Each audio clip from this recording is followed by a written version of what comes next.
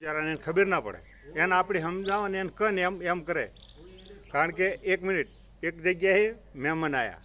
પહેલાં તો મહેમાન આવે એટલે આપણે અમદાવાદ રહેતા હોય તો પછી જોવા લઈ જાય, હેડો પ્રાણી સંગ્રહાલય ને ફલાણું ઢેકણું પૂંછડું એમ જોવા લઈ જાય ને. આપણે અહીં આવ્યા હોય કે હેડો દુગાવાડે છે ને મંદિર છે ને એમ.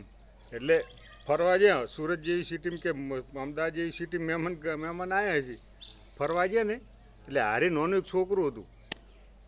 એટલે એને એકી કરવી હોય એટલે બિચારું શું કે મમ્મી એકી કરવી છે. એટલે એને મમ્મી એક ધોલ વેટાડી દીધી હો કે આવું બોલાતું છે મહેમાન હારે છે ને. છોકરું રોતું કે બાપજી તો કે શું કહેવું.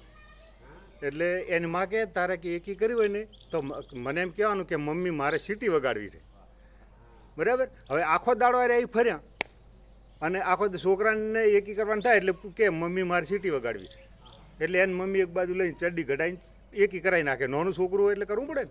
હા, એટલે હોદે ઘેર આવે ને અરે એટલે કે મહેમાન હતા ખાટલામાં નાની તકલીફ હોય ને એટલે કે ભાઈ બે તમે હુઈ રહ્યો ને આ બે આમ હુઈ રહે ને પેલા છોકરાને શું કીધું તારા દાદા ભેગું હુઈ રહેવાનું. એટલે છોકરાને દાદા ભેગું ઊંઘાડ્યું, આખો દાડો ફર્યું ને હમી હોદે હુઈ ગયું. મહેમાને 10, 11, 12 વાગ્યા સુધી વાતો કરી, પરસ કરીને પછી હુઈ ગયા. અને પેલું છોકરું મારું બધું જાગ્યું કે દાદા દાદા કે શું છે કે મારે સીટી વગાડવી છે. એને દાદા કે ના વગાડાય, મહેમાન સીટી વગાડાય જાગે હમણે.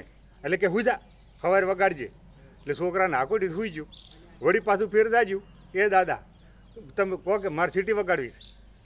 એટલે કે એટલે ના વગાડાય પણ કે નહીં ચાલે એમ. એટલે હાકોટી વળી પાછું હુઈ ગયું. પણ ત્રીજી વખત રોતું જાજ્યું. હવે એકી કરવી એટલે બિચારાને કરે શું. એટલે રોતું જાજ્યું હે દાદા કે મારે કે ચાલે એમ નહીં ને હવે સીટી વગાડવી જ પડશે. એને દાદે સમજાયો પણ કે હવે થોડીક વાર છે દાડો ઉગે થવારી તું તાર વગાડજી ને અને એટલે કે ના મારે તો તરત વગાડવી છે. એટલે કે એને દાદા શું કે કોઈ વાભળે ના મારે કોનમાં વગાડ. છોકરા હે ભાઈ કોનમાં એકી કરી નાખી થડાળા.